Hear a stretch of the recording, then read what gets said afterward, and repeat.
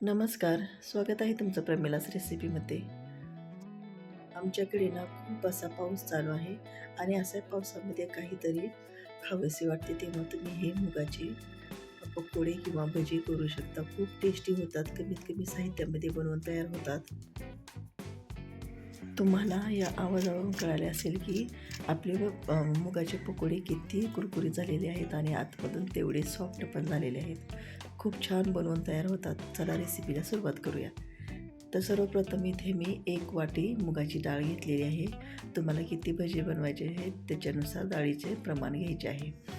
आता याच्यामध्ये भरपूर असं पाणी ओतून घ्यायचं आहे आणि 2 ते 3 पाण्याने डाळ आपल्याला स्वच्छ धुवून घ्यायची आहे.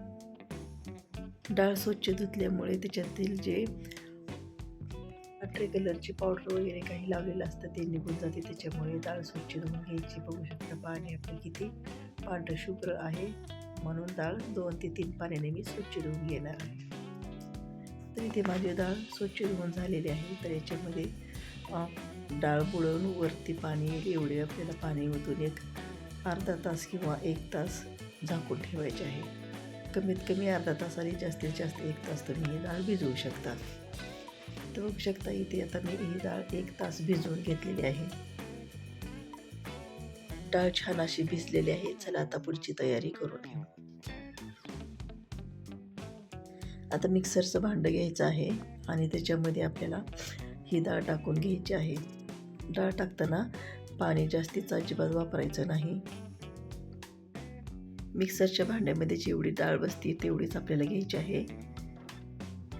आणि आता याच्यामध्ये 7-8 लसणाच्या पाकळ्या टाकून घ्यायच्या.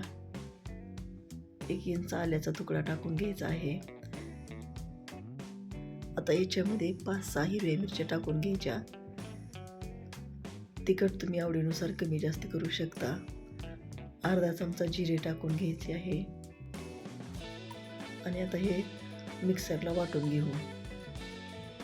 हे पहा, अशा पद्धतीने आपल्याला हे मिक्सरला वाटून घ्यायचे आहे. आता राहिलेले डाळ पण मी अशाच प्रकारे वाटून घेणार आहे. तर आता इथे सर्व डाळ वाटून झालेली आहे. आता याच्यामध्ये 2 मोठे कांदे मी बारीक चिरून घेतलेले होते ते याच्यामध्ये टाकून घ्यायचे.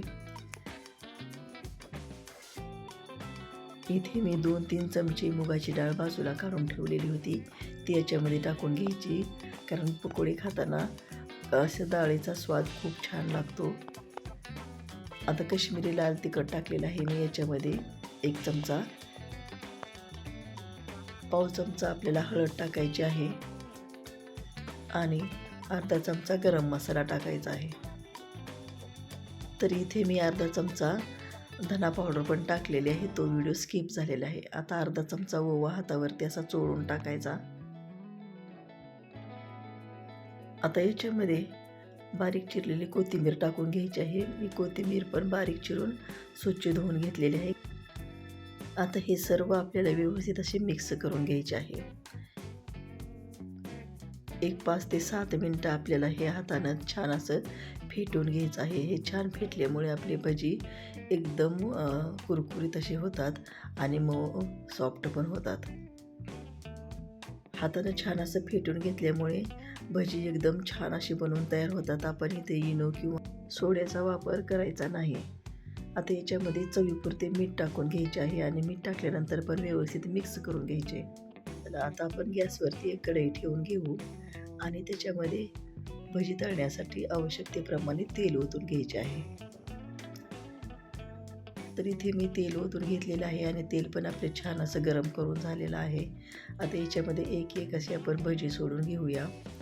लहान मोठ्या आकाराचे तुम्ही भजी करू शकता. इथे मी मीडियम असे भजी करून घेणार आहे. पावसाळ्यामध्ये आपण अनेक प्रकारची भजी करून घेतो, जसे कांदा भजी, मिरची भजी, पण मुगाची भजी खूपच छान टेस्टी बनवून तयार होतात. एकदा नक्की करून पहा आणि आवडला तर लाईक, शेअर आणि कमेंट करायला विसरू नका. तर बघू शकता आपल्या भज्यांना किती छान असा कलर आलेला आहे. खूपच टेस्टी पण बनत आहेत आणि सुगंध पण इतका छान सुटलेला आहे, तर ते वासानेच खावेशी वाटतील. भजी तळताना तेल गरम झालं की नंतर गॅस मिडियम करायचा आहे आणि मिडियम गॅसवरतीच आपल्याला हे भजे तळून घ्यायचे आहेत, म्हणजे वरतून एकदम कुरकुरीत होतील आणि आतून एकदम सॉफ्ट असे भजी बनवून तयार होतील. तर आता आपले हे भजी एकदम छान असे तळलेले आहेत, काढून घेऊ. बघू शकता किती छान असा कलर आलेला आहे आणि याच्यामध्ये आपण इनो, सोडा काहीही वापरलेला नाही. आता अशाच पद्धतीने मी राहिलेले बाकीचे सर्व पण पकोडे किंवा भजे तळून घेणार आहे. तुम्हाला अशा छान पावसामध्ये कुठल्या प्रकारची भजी खायला आवडतात हे कमेंटमध्ये नक्की सांगा. आणि तुम्ही हा माझा व्हिडिओ कुठून पाहता हे पण कमेंटमध्ये सांगा. तुमच्याकडे पाऊस आहे का हे पण सांगा. अनेक जणांना पावसामध्ये भजी तर खायला आवडतात, पण ते बेसन अजिबात आवडत नाही किंवा पचायला जड असल्यामुळे काही जण बेसनाची भजी पण करत नाही. त्याच्यामुळे तुम्ही हे मुगाच्या डाळीचे भजी करू शकता आणि घरच्यांना खाऊ घालू शकता.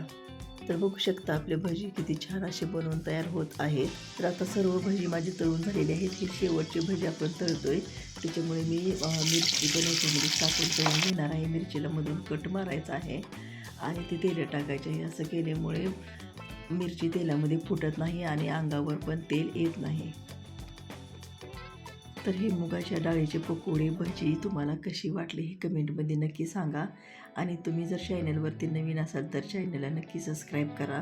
बेल आयकॉनचे बटन पण क्लिक करा, जेणेकरून माझे असे नवनवीन व्हिडिओ सर्वप्रथम तुमच्यापर्यंत पोहोचतील. आता सर्व भजी तळून झालेले आहेत. तुम्हाला एका ताटामध्ये काढून दाखवते. आणि खरंच इतके टेस्टी बनवून तयार होतात ना, की तुम्ही प्रत्येक वेळेस अशीच भजी बनवून खाल. माझ्या घरच्यांना तर हे भजी खूपच आवडले, त्याच्यामुळे तुम्ही पण एकदा नक्की ट्राय करा. तुम्ही हे भजी सॉस किंवा चटणी मिरचीसोबत खाऊ शकता. अशा छान पावसाच्या वातावरणामध्ये तुम्हाला कोणत्या प्रकारचे भजी खायला आवडतात हे कमेंटमध्ये नक्की सांगा. आणि पूर्ण व्हिडिओ पाहिल्याबद्दल धन्यवाद. परत भेटू अशाच एका नवीन रेसिपीसोबत. तोपर्यंत असेच आनंदी राहा, खुश राहा आणि विशेष म्हणजे खात राहा. धन्यवाद. परत भेटू.